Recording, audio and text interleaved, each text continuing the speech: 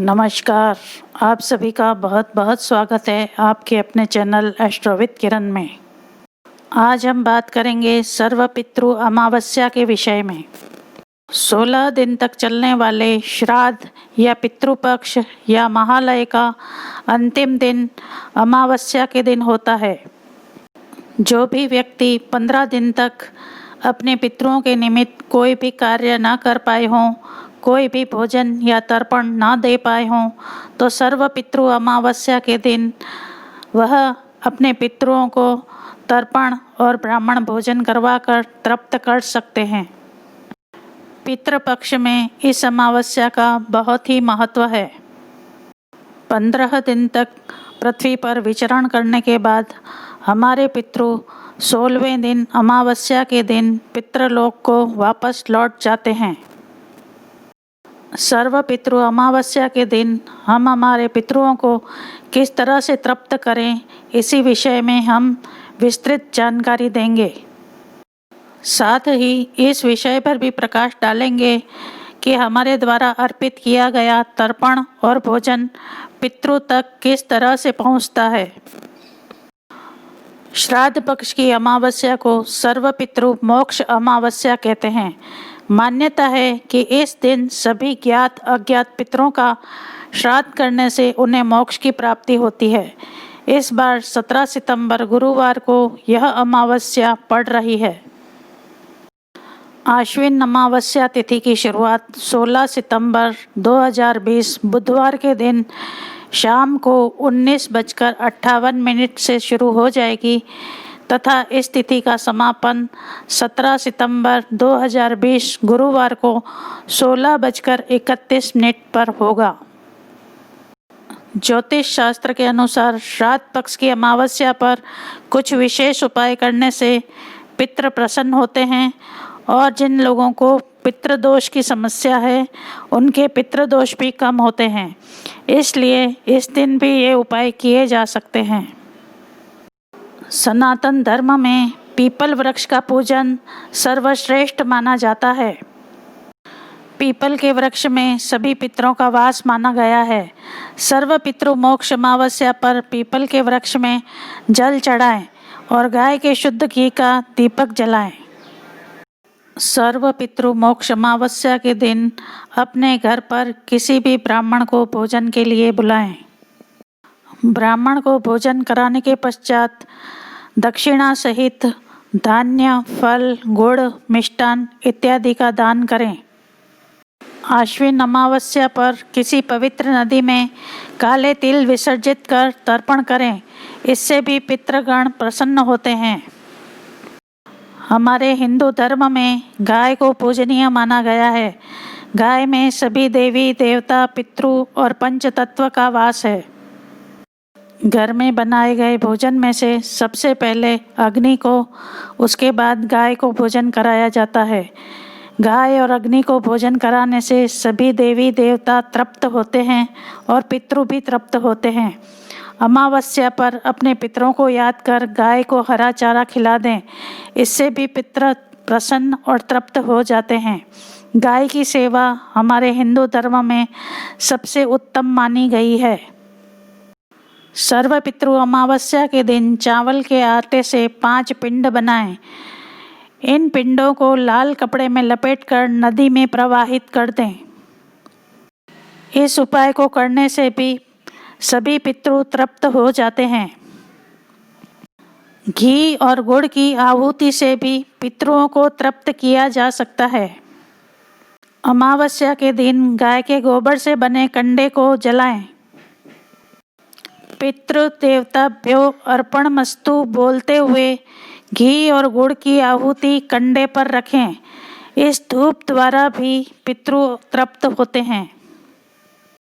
इस अमावस्या पर कच्चा दूध, जौ, तिल व चावल मिलाकर नदी में प्रवाहित करें। ये उपाय सूर्योदय के समय करें तो अच्छा रहेगा। यह भी पितृ तृप्ति का एक सर्वोत्तम उपाय है। पितृपक्ष का आखिरी दिन पितृ अमावस्या होती है। इस दिन कुल के सभी पितरों का श्राद्ध किया जा सकता है। फिर चाहे उनकी मृत्यु तिथि पता न हो तब भी आप पितृ अमावस्या पर उनका तर्पण कर सकते हैं। पितृपक्ष की अमावस्या को सूर्यास्त से पहले यह उपाय करें। इस उपाय में 1 लोटे में दूध, पानी, काले तिल, सफ़ेद तिल, जौ मिला लें।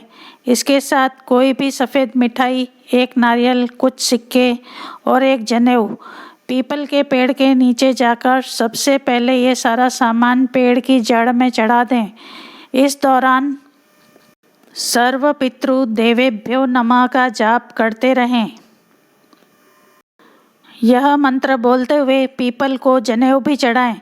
इस पूरी विधि के बाद मन में 7 बार ओम नमो भगवते वासुदेवाय का जाप करें और भगवान विष्णु से प्रार्थना करें कि मेरे जो भी पितृ अतृप्त हों वह तृप्त हो जाएं। इस उपाय को करने से सभी पितृ तृप्त होते हैं, पितृदोष का प्रभाव खत्म होता है और उनका आशीर्वाद मिलने लगता है। हर तरह की आर्थिक, शारीरिक और मानसिक पीड़ा खत्म हो जाती है। जिन्होंने हमें पाला पोसा, बड़ा किया, पढ़ाया लिखाया, हमें भक्ति, ज्ञान एवं धर्म के संस्कारों का सिंचन किया, उनका श्रद्धापूर्वक स्मरण करके उन्हें तर्पण श्राद्ध से प्रसन्न करने के लिए ही है श्राद्ध पक्ष। पितरों के निमित्त चींटियों को भी भोजन कराना चाहिए। सर्व पितृ अमावस्या पर काली चींटियों को शक्कर मिला हुआ आटा खिलाएं। ऐसा करने से आपको सभी पापों से मुक्ति मिलती है। जिस प्रकार चारागाह में सैकड़ों गौओं में छिपी हुई अपनी माँ को बछड़ा ढूंढ लेता है, उसी प्रकार श्राद्ध कर्म में दिए गए पदार्थों को मंत्र वहाँ पर पहुँचा देता है जहाँ लक्षित जीव अवस्थित रहता है। पितरों के नाम, गोत्र और मंत्र श्राद्ध में दिए गए अन्न को उनके पास ले जाते हैं, चाहे वे सैकड़ों योनियों में क्यों न चले गए हों। श्राद्ध के अन्नादि से उनकी तृप्ति होती है। परमेष्ठी ब्रह्मा ने इसी प्रकार के श्राद्ध की मर्यादा स्थिर की है। सर्व पितृ अमावस्या को पितृ भूमि पर आते हैं, उस दिन अवश्य ही श्राद्ध करना चाहिए। उस दिन श्राद्ध नहीं करते हैं तो पितृ नाराज होकर चले जाते हैं।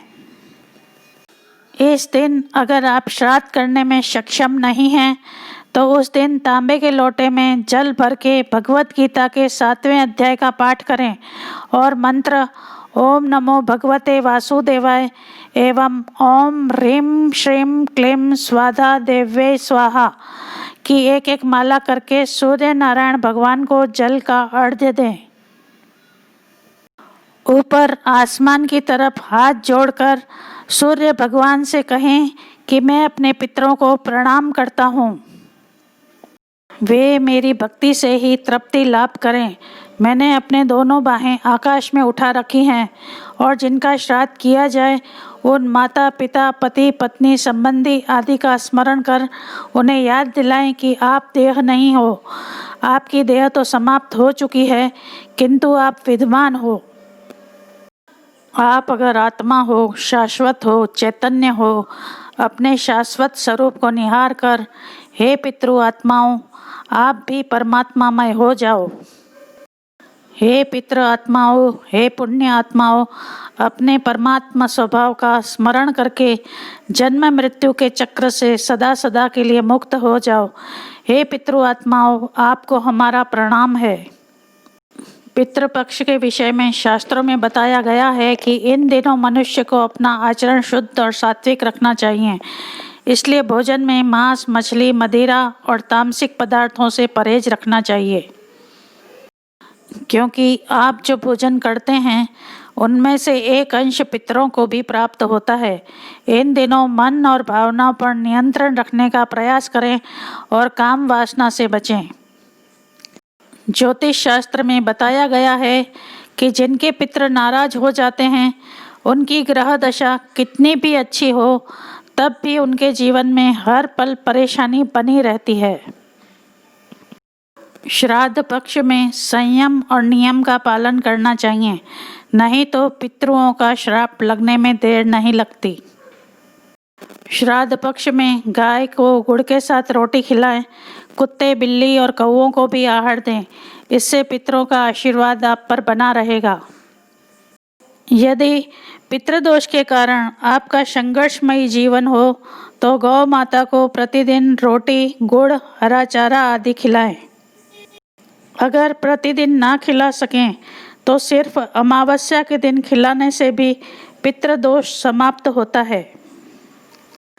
पितरों के निमित्त दिया गया तर्पण, भोजन, वस्त्र, दान इत्यादि वस्तुएं पितृ को किस तरह से प्राप्त होती हैं, इस विषय में जान लेते हैं। श्रद्धा दीयते यत् तच्छ्राद्धम्। श्राद्ध का अर्थ है श्रद्धा से जो कुछ दिया जाए।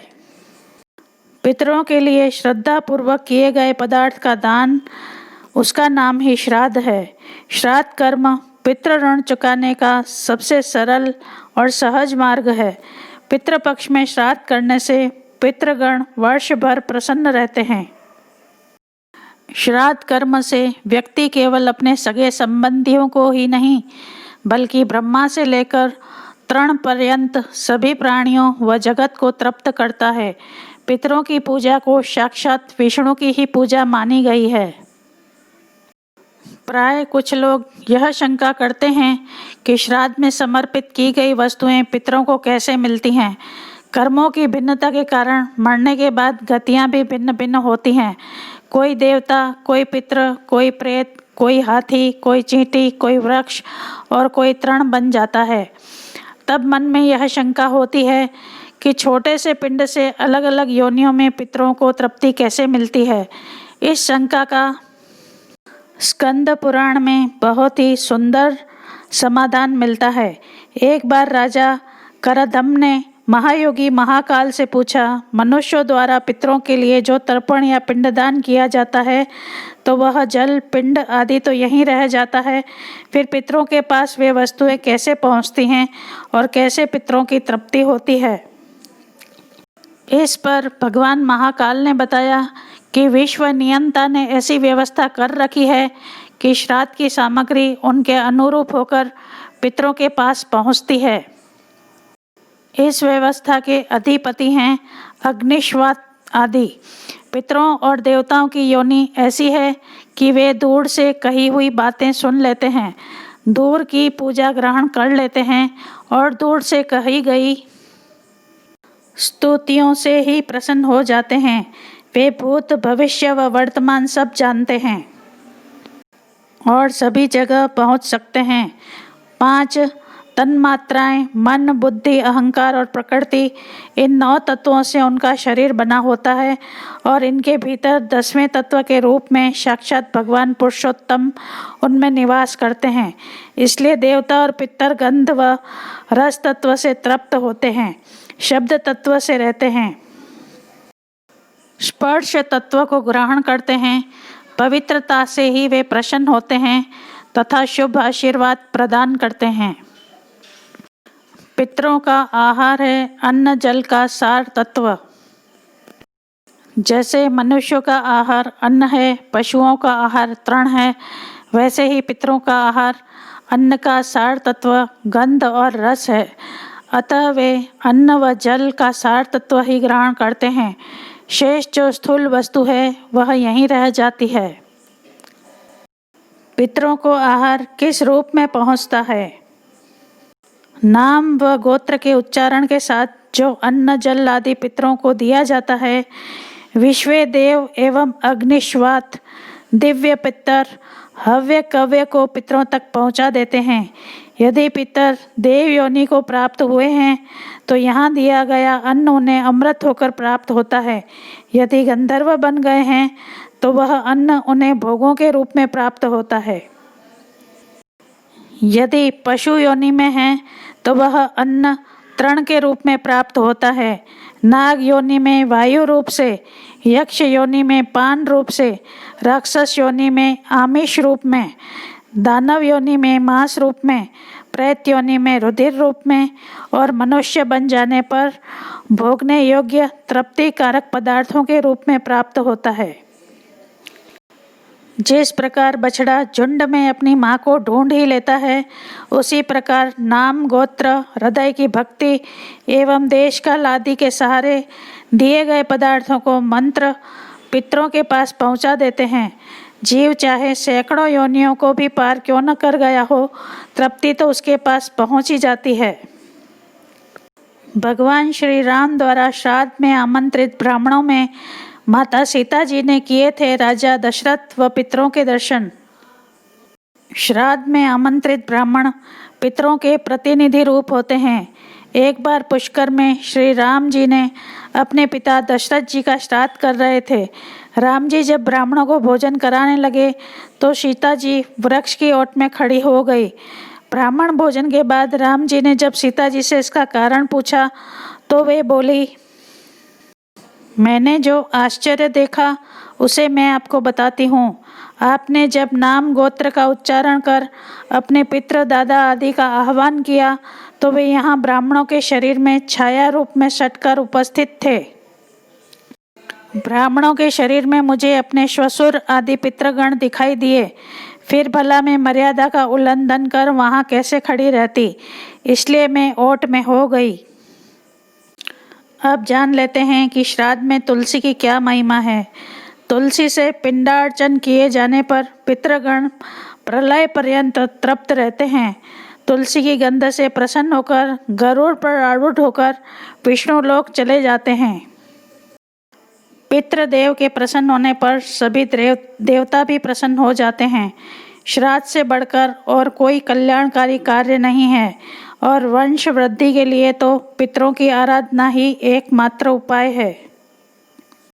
हमारे धर्म ग्रंथ यम स्मृति के श्राद्ध प्रकाश में कहा गया है, आयु पुत्रान यशः स्वर्ग कीर्तिम पुष्टिम बलम श्रियम पशून सौख्यम धनम धान्यम प्राप्नुयात् पितृ पूजनात्।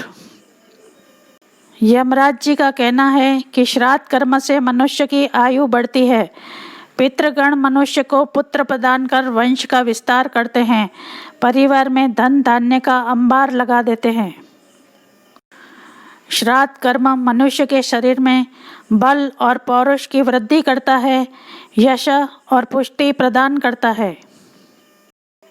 पितृगण स्वास्थ्य, बल, श्रेय, धन धान्य आदि सभी सुख, स्वर्ग व मोक्ष प्रदान करते हैं। श्रद्धा पूर्वक श्राद्ध करने वाले के परिवार में कोई भी कलेश नहीं रहता, वरन वह समस्त जगत को भी तृप्त कर देता है। श्राद्ध न करने पर कौन कौन सी हानियां होती हैं, यह भी जान लेते हैं। श्राद्ध में श्राद्ध न करने से होने वाली हानियों का जो वर्णन किया जाता है, उन्हें जानकर रोंगटे खड़े हो जाते हैं। शास्त्रों में मृत व्यक्ति के दाह कर्म के पहले ही पिंड पानी के रूप में खाने पीने की व्यवस्था कर दी गई है। यह तो मृत व्यक्ति की इस महायात्रा के रास्ते के भोजन पानी की बात हुई। परलोक पहुंचने पर भी उसके लिए वहाँ न अन्न होता है और न पानी। यदि सगे संबंधी भी अन्न जल ना दें तो भूख और प्यास से उसे बहुत ही भयंकर दुख होता है। आश्विन मास के पितृपक्ष में पितरों को यह आशा रहती है कि हमारे पुत्र पौत्रादि हमें अन्न जल से संतुष्ट करेंगे। यही आशा लेकर वे पितृलोक से पृथ्वीलोक पर आते हैं। लेकिन जो लोग पितृ हैं ही कहाँ, यह मानकर उचित तिथि पर जल व शाक से भी श्राद्ध नहीं करते हैं, उनके पितर दुखी व निराश होकर शाप देकर अपने लोक वापस लौट जाते हैं और बाध्य होकर श्राद्ध न करने वाले अपने सगे संबंधियों का रक्त चूसने लगते हैं। फिर इस अभिशप्त परिवार को जीवन भर कष्ट ही कष्ट झेलना पड़ता है और मरने के बाद नरक में जाना पड़ता है। मार्कंडेय पुराण में बताया गया है कि जिस कुल में श्राद्ध नहीं होता है उसमें दीर्घायु, निरोग व वीर संतान जन्म नहीं लेती है और परिवार में कभी भी मंगल नहीं होता है। ब्रह्म पुराण में बताया गया है कि धन के अभाव में श्रद्धा पूर्वक केवल शाक से भी श्राद्ध किया जा सकता है। यदि इतना भी न हो तो अपनी दोनों भुजाओं को ऊपर उठाकर कह देना चाहिए कि मेरे पास श्राद्ध के लिए ना धन है और ना ही कोई वस्तु, अतः मैं अपने पितरों को प्रणाम करता हूँ, वे मेरी भक्ति से ही तृप्त हों। पितृपक्ष पितरों के लिए पर्व का समय है, अतः प्रत्येक गृहस्थ को अपनी शक्ति और सामर्थ्य के अनुसार पितरों के निमित्त श्राद्ध व तर्पण अवश्य ही करना चाहिए। पितरों को तृप्त करने के मैंने अनेक उपाय बताए हैं। आप भी सामर्थ्य अनुसार कोई भी उपाय करके अपने पितरों को सर्व पितृ अमावस्या पर तृप्त करें और उनका आशीर्वाद प्राप्त करें। यह जानकारी सभी को प्राप्त हो, इसके लिए आप मेरे वीडियो को शेयर ज़रूर करें, लाइक करें और सब्सक्राइब करें। आपके मंगल की कामना के साथ बहुत बहुत नमस्कार।